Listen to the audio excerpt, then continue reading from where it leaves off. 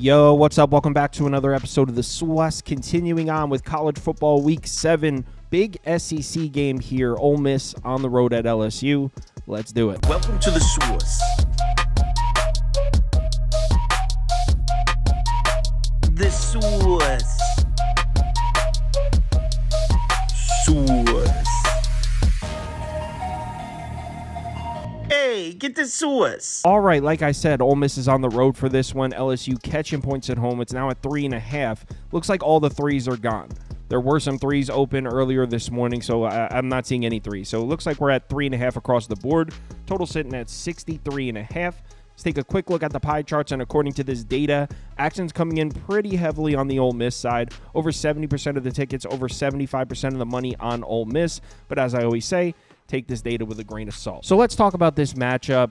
LSU has gotten the better of Ole Miss recently. They've won 6 of their last 8 matchups against the Rebels. Ole Miss did get them last year, though, in what was probably the most wild college football game of the year. 55-49 was the final score, and that's exactly indicative of what that game looked like, too. I mean, 2 high-powered offenses, not many defensive stops of the game, just shootout back and forth. It was wild. It was one of the most fun college football. I like defensive games personally. This one was crazy. It was so fun to watch. So 55-49 was the score last year. Ole Miss got the better of them.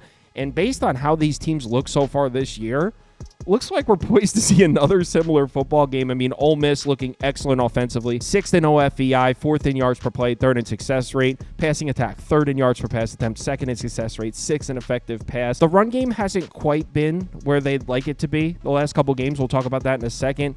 But as far as the passing attack, Jackson Dart, almost 2,100 passing yards already, 13 touchdowns, 2 picks. He's averaging over 12 yards per pass attempt, which is just crazy. He's been so good. Ole Miss on the season is averaging over 372 passing yards per game, 11.3 yards per attempt, 55.6% success rate per dropback. It's been as elite as you can get in college football, this passing attack. And they're matched up against an LSU defense that has struggled against the pass. 105th in yards per pass attempt allowed, 115th in success rate per dropback, 103rd in effective pass. They actually have some nice-looking defensive numbers against the run. Could partially be because they've played a lot of teams that don't run the football, though. We'll talk about that in a second. But as far as their numbers against the pass, not looking good. In their games against FBS opponents this year, LSU's allowing 258.8 passing yards per game, 8.38 yards per attempt, 44.4% success rate per dropback. Not good. LSU's been struggling to defend the pass. Now, one thing I will say, and if you're taking the points with LSU here, you definitely like these numbers. LSU's pass rush has been good, and that shouldn't surprise us. They did come into this season with talented edge rushers. Harold Perkins being out for the year obviously sucks, but he was playing a lot of inside linebacker anyway.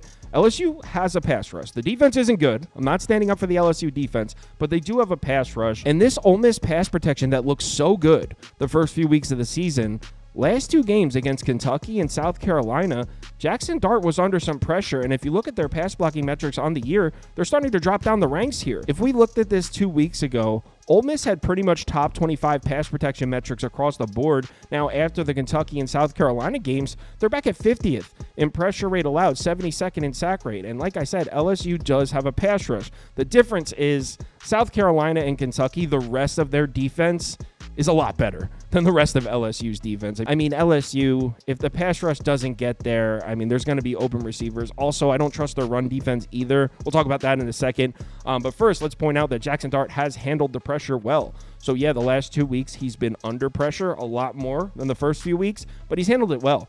A-plus turnover-worthy play rate, A-plus yards per attempt when pressured. So I like that considering LSU, as we mentioned, the pass rush is the strength of their defense. That's pretty much all they have. Now, I know some people are going to look at the rushing numbers and think Ole Miss can't run the football in this game, and I get why you would think that. First 4 games against easier opponents, Ole Miss 248 rushing yards per game, 6.2 yards per carry, 61.7% success rate per rush, looking excellent. Last 2 games against South Carolina and Kentucky, just 3.31 yards per carry. So I could see why some people would be losing faith in this Ole Miss rushing attack. But the thing is with LSU's defense, they got cooked on the ground by South Carolina, 5.93 yards per carry. Yes, in their other 4 games, they played very good defense against the run, USC, obviously not a team that runs the ball. Nichols, UCLA might have one of the worst offenses in the FBS, and South Alabama. So pardon me if I'm not sold on this LSU run defense because they shut down Nichols. They saw South Carolina, whose offense hasn't even been consistently good, and they ran all over them. They broke a couple huge plays in the run game. So, look, I don't think this LSU defense is very good. They do have a pass rush, and maybe they are able to create some pressure on Jackson Dart. But I think Ole Miss is going to be able to run the ball. I think that there's going to be open receivers. I expect Ole Miss offensively to explode here. And to be honest, I think that Kentucky game was a little bit of a hiccup. I think we're going to see Ole Miss start to roll the second half of this season. They're going to start looking like the Ole Miss offense we expected to see. So I like the matchup for Mississippi on offense. But what about the other side? What about the LSU offense? Obviously, this is the strength of the team, has been for several years. 12th in pass frequency, 51st in pace, looking similar to what we saw last year with Brian Kelly. They're 11th in the country in yards per play, 13th in success rate, 17th in PPA. They're actually sitting at first in OFEI, 24th in yards per pass attempt, first in effective pass. This is one of the most dangerous passing attacks in college football. Nussmeier's been great, over 1,600 yards passing on the year, 8.3 yards per attempt, 15 touchdowns, 4 interceptions. And what's really impressive about this LSU passing attack is they've done damage against Power 5 defenses. Against Power 5 defenses this year, they're averaging over 313 passing yards per game, 7.7 yards per attempt, over a 53% success rate per dropback, which is why when I look at these Ole Miss defensive numbers, I'm not really intimidated because this LSU offense for multiple seasons has shown us that they could score on anybody. Ole Miss defensively looks great, right? I mean, 4th in yards per play, 1st in success rate. Look at their numbers against the run. 1st in yards per carry allowed, 3rd in success rate, 1st in effective rush. Numbers against the pass also look great. I mean, this defense has looked really good, but when they saw a quarterback in Brock Vandagriff, he was making plays. Yeah, 36.4% success rate per dropback isn't great, but he was great on third downs, averaged 8.7 yards per attempt in the game, threw for 243 yards. Yes, I'm aware that Ole Miss played great defense against the pass in their other 5 games, not against Kentucky. I mean, these numbers are elite in their other 5 games. But I have to ask, who were they against? Wake Forest? Was that their toughest competition? Obviously, South Carolina's good, but they don't throw the ball with Sellers. They don't have a passing attack. Georgia Southern? Oh, they shut down Georgia Southern's passing attack. Should we throw them a parade for that? Wake Forest, like I said, Middle Tennessee, Furman. So, yeah, I mean, they got great numbers against the pass in their other 5 games.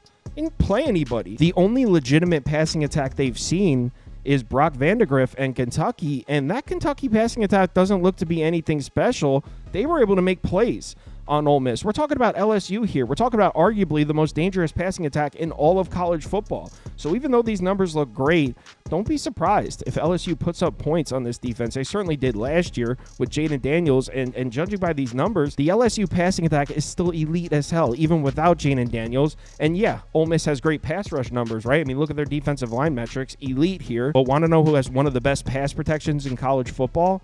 LSU. They had a top 10 unit last year, and they brought back 4 out of 5 starters. This is one of the best units in the in terms of keeping the quarterback safe. So that dangerous Ole Miss pass rush might not be as effective against this LSU offensive line. And that's huge because we do definitely see a drop-off in production when Nussmeier is pressured. I mean, it's not dramatic, but no question, he's much, much better. He's one of the best quarterbacks in college football from a clean pocket. That pass protection is huge in this game, and I think this Ole Miss defense is going to look a lot different when the pass rush isn't able to get home. Now, in terms of LSU running the ball, though, I'm not really seeing it here. Yeah, I know they ran the ball all over South Alabama in their last game, but South Alabama lost 6 of the 7 starters in their defensive front from last year. That is not a good run defense. Look at their rushing numbers from the first 4 games before South Alabama. I mean, it wasn't really much. 3.88 yards per carry, 103.8 rushing yards per game, under a 40% success rate per rush. They weren't showing us much of a dangerous rushing attack here, and Ole Miss is going to be the best run defense they've seen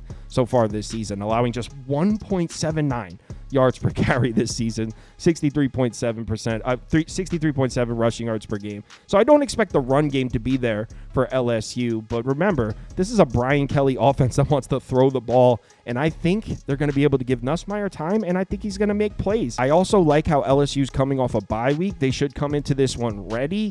The problem is, I think Ole Miss is the much better team. So I want to take Ole Miss -3, but I'm scared of the spot. I'm scared of LSU coming out of the bye week. I think they're going to score points. I think they're going to score a lot of points in this game. So I honestly think my favorite bet in this game would be to just bet on the same thing happening that we saw last year, because in my opinion, we're poised to see a similar matchup. Total's at 63.5 for a reason. I think it goes over. I think we're going to see touchdown for touchdown. I do think Ole Miss is the better team, and if I had to pick a side, I would take the Ole Miss. Oh, but the threes are gone. I don't know if I'd lay 3.5. Give me the over, 63.5 for the video. I don't have a bet down on this game, though, so over a pass for now. If you'd like to see all the bets I have open, head over to KyleKirms.com and click on Open Bets. You'll see all mine as well as everyone on the staff here. Also, if you sign up for Sauce Network Plus, it comes with access to the Discord, and you can participate in the weekly betting league. $150 cash, and one of these trophies go to the winner every single week. So if you're interested, head over to the website and sign up. Let's have ourselves a good college football week 7. I need it, man. College football has been crushing me. Thank God the NFL is going pretty well, but I need this to turn around. Please remember to bet responsibly. Talk to you in the Discord.